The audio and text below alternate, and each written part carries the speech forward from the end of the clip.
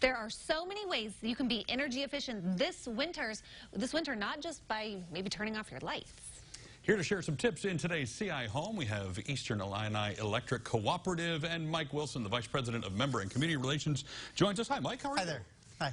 All right, it is very, very cold, and it feels like it got that way very, very suddenly, but it's winter. We should expect it. It is, yes. You guys have some great tips for us when it comes to these winter months. We do. There's actually some very low-cost and no-cost ways you can save energy, save money on your energy bills. First and foremost, you can make sure during the daytime, open up the blinds, open up the shades to let that sun come in and help heat your house. And then at night, you reverse that process and shut those up. You can set your water heater down to 120 degrees. That'll help. And then really during the wintertime, the biggest issue is air infiltration. And the way you can stop some air infiltration is simply get caulking or just air sealing. You can get it at Lowe's or Home Depot or any other hardware store. And if you can stop that air infiltration, you'll do a really good job of cutting down on your bills and making yourself more comfortable. Can we go back to the water heater one? Is that going to screw up my shower?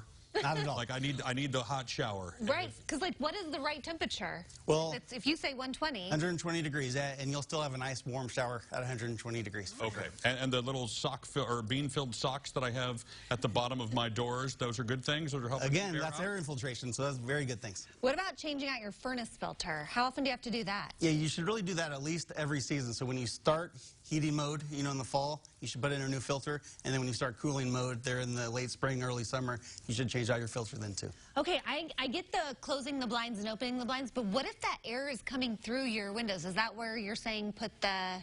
Well, during the day, you want the sun to come in, so you get that radiant heat from the sun, and that's going to help you out quite a bit. Oh, got it, okay. And then you can put like the hair dryer with the plastic over the windows sometimes. You can do that.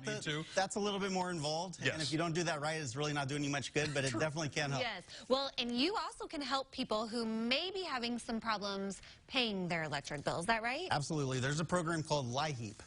And actually quite a few people qualify for that. And it's kind of a low-income heating assistance program. And we encourage everybody to contact their local agency to see if they qualify, because that's a great way to get some extra funds, get some extra help. And what does that essentially do? Just lower your power bill? Is it supplemental? How does that whole process work? Sure. So, yeah, if you qualify for the LIHEAP program, they actually give you money towards your utility bills. Nice. And I'm sure during a pandemic, that's going to be a little extra helpful to families who may be having some tough times. All right, you are also doing an Empowering Education Grant Program. Tell me about that. Yeah, we're pretty excited about this program. So each year we earmark $20,000 to help area teachers. So we have $500 per school district within our service territory. And so what we wanted to try to do is help teachers with projects that otherwise wouldn't be funded. For instance, this year, two of the exciting ones are, one is a school, I believe it's in up north. They are making their own escape room. Oh, and so they wanted funds to help build that. And so it's helping kids, teamwork. It's helping them do cognitive skills and just kind of figure things out. So we thought that was pretty exciting. And then another school, I believe at Tri-Point, is doing a cooking section. And so the neat thing about that is not only are they teaching kids the life skills of cooking, but they're also getting into the science behind it, the biology and the chemistry of how when you cook, different things happen. So we're pretty excited to help fund those. Wow. Speaking of kids, you guys are also helping kids go to Washington, D.C. Talk about what that looks like and why. Well, it's a very good program that's thankfully back, at least for now.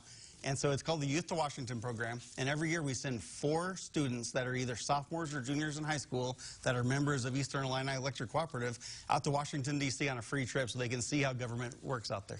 Very cool, and what a great opportunity. Hopefully that is able to continue, even though we've got some other stuff. Is that something they have to write an essay for or apply for? What is that process? It's a very simple application process, and you can do that on our website. There's no essay involved or anything like that. It's you apply, get chosen, and there you go. All right. And if people need help with their power bill, there's phone numbers that we've got on our website that people can call and maybe get a little assistance, or they can give you all a like there on Facebook. So I'm going to guess, my husband being a former lineman, these cool temps, pretty tough on those guys. They do a wonderful job out there keeping the lights on for everybody. And we all appreciate it very, very much. Yes, we do. Thank you, Mike. We appreciate that. We will, as Heather mentioned, connect you with all of these details on our website. Just check out CILiving.tv.